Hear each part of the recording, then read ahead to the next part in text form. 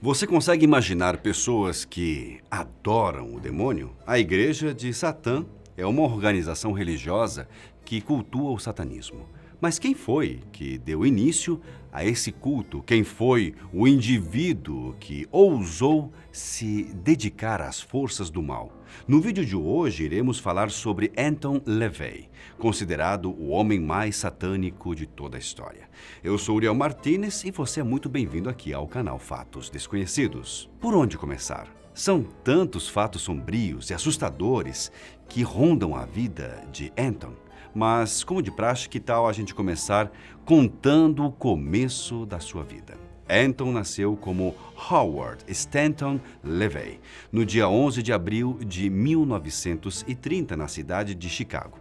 Pouco tempo depois de nascer, os pais de Anton foram morar na Califórnia por causa da sua avó, que era oriunda do leste europeu. Desde pequeno, Anton passou a se interessar por superstições. Foi nessa época que Anton começou a ler obras clássicas da literatura sombria, como Drácula e Frankenstein. Ele também se tornou um leitor assíduo de revistas como contos clássicos de horror e ficção científica. Depois, ele passou a gostar dos livros da literatura oculta e até de obras de conhecimento obscuro aplicado. Ou seja, desde cedo, Anton se mostrava interessado por conteúdos ocultos e sobrenaturais. Outra característica muito importante a se destacar era a habilidade de Anton com a música. Ele chamou a atenção dos seus pais por tentar tocar vários instrumentos. Uma de suas paixões era o teclado. Anton conseguia reproduzir músicas que ele tinha escutado sem estudar as notas da canção. Esse talento, inclusive, foi uma das suas principais fontes de renda durante muitos anos. Os interesses estranhos de Anton o marcaram como uma pessoa esquisita. Na escola, ele odiava praticar esportes e muitas vezes faltava a essas aulas para fazer coisas do seu interesse. Ele lia muito, assistia filmes, bem como o cinema expressionista alemão. O estilo como Anton se vestia também chamava muita atenção. No ano de 1947, durante o ensino médio, Anton resolveu largar a escola. Ele então se juntou a um circo e começou a trabalhar como domador de leão e tigre. Foi no circo que ele aprendeu a trabalhar com grandes felinos e criar os espetáculos envolvendo fantasmas. Querem uma curiosidade legal sobre Anton? Bom, como eu citei, ele era um excelente músico. Quando ele não estava trabalhando no circo, Anton tocava suas músicas em bares de Los Angeles. E segundo o próprio Anton LaVey contou, foi durante esse período que ele teve um caso com a então desconhecida Marilyn Monroe. Ele estava trabalhando em um teatro burlesco chamado Maya, em 1948. E nessa época, Marilyn Monroe não era tão conhecida assim. Ele afirmou que ela chamou a sua atenção. E quando viu os hematomas em suas coxas, ele ficou mais atraído assim. Não sei para vocês, mas para mim esse Anton LaVey era um cara muito estranho.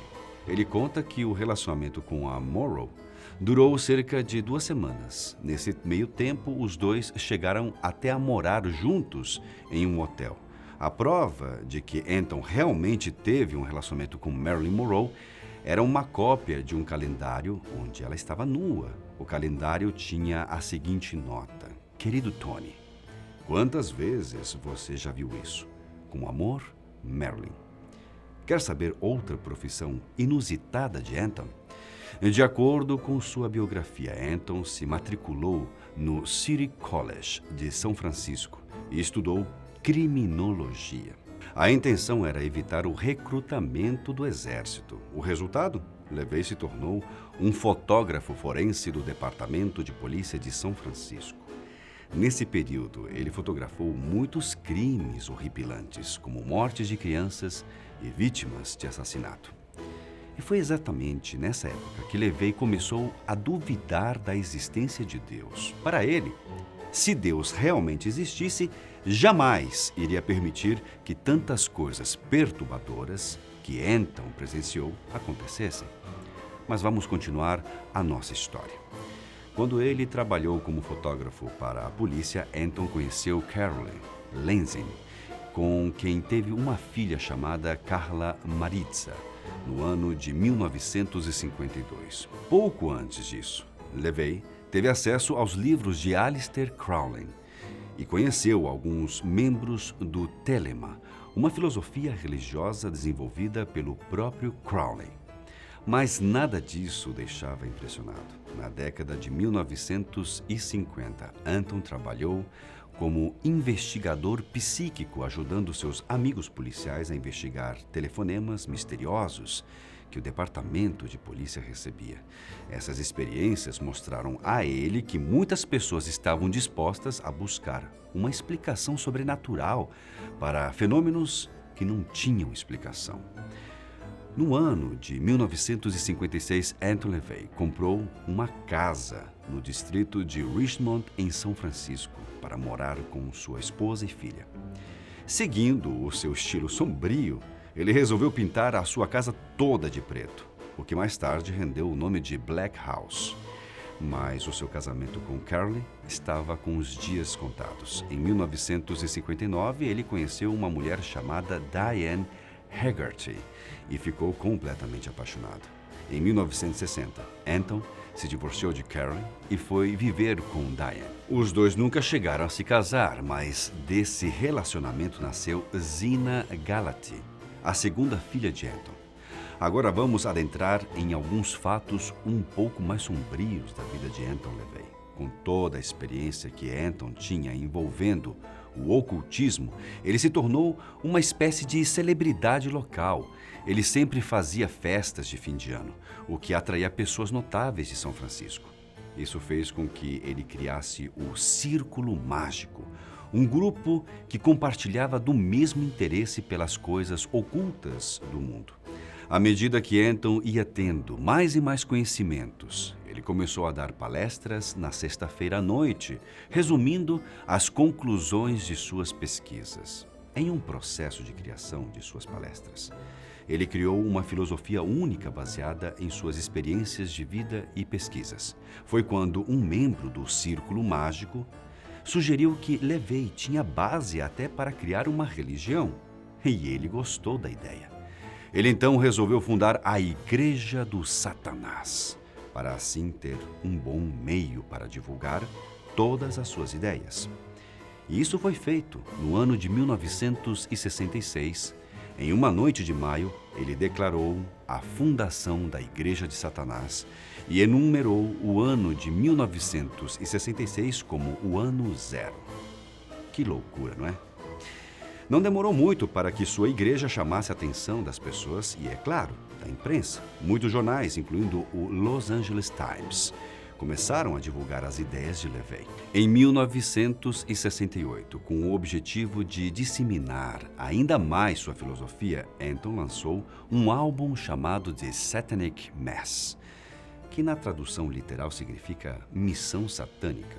O álbum, que tinha sido gravado ao vivo na igreja de Satã, tinha um áudio de um ritual satânico. Um dos destaques desse álbum era o ritual do batismo de Zina, a filha de Anton, que na época tinha apenas 3 anos de idade. Mas foi em 1969 que Anton LaVey marcou de vez o mundo.